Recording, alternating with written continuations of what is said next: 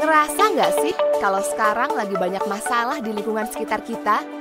Misalnya, kita sebagai pejalan kaki ngerasa nggak nyaman banget buat lalu lalang di jalanan karena jalanan yang kotor, banyak pedagang kaki lima mangkal sembarangan, lalu lintas semrawut, ditambah lagi polusi udara dari berbagai transportasi.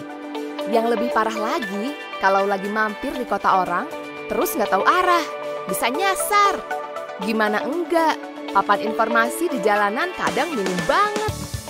Gak mau kan kita terus ada di lingkungan yang gak beraturan, kacau dan gak aman?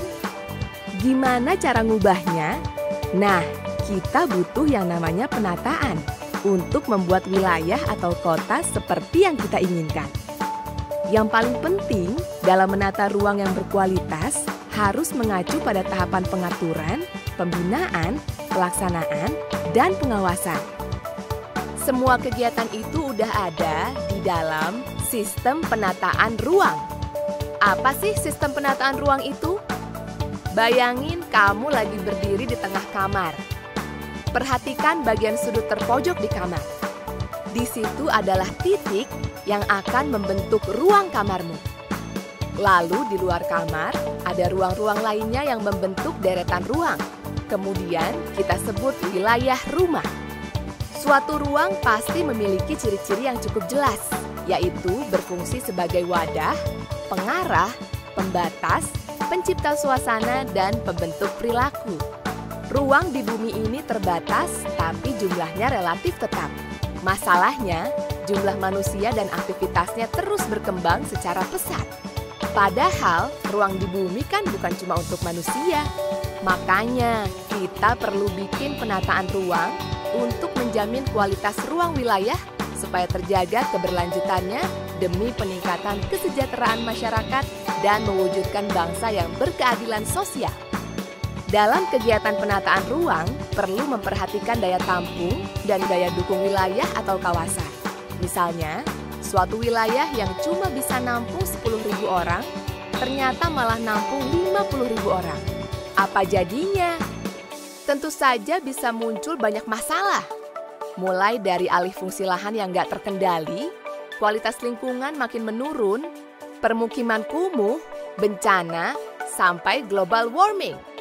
Makanya, mulai sekarang ayo kita pahami, gimana sih cara mewujudkan penataan ruang yang berkualitas? Penataan ruang yang berkualitas itu, pertama, harus mampu melindungi keamanan individu. Hal ini bisa dilakukan dengan membuat rencana tata ruang berbasis mitigasi bencana, melengkapi sarana prasarana kota dengan fasilitas bagi para disabel, penataan kembali permukiman kumuh, dan sebagainya. Kedua, harus mampu memberikan kenyamanan untuk masyarakat, terutama dalam kegiatan yang mengandung nilai-nilai sosial dan budaya. Ketiga, harus mampu menjamin proses produksi dan distribusi agar berjalan efektif, yang akhirnya bisa memberikan nilai tambah ekonomi bagi masyarakat. Di antaranya pengaturan jalan, lalu lintas, lokasi perkantoran, pasar, dan sebagainya. Keempat, harus mampu mewujudkan kualitas lingkungan fisik yang berkelanjutan.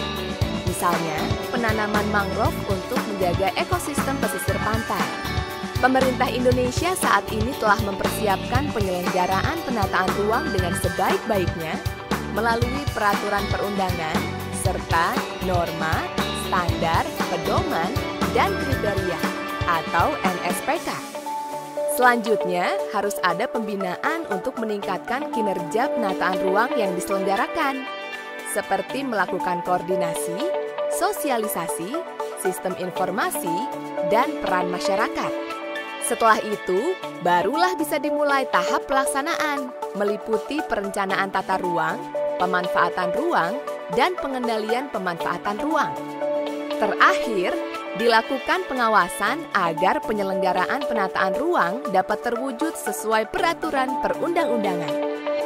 Ayo, wujudkan penyelenggaraan penataan ruang yang aman, nyaman, produktif, dan berkelanjutan.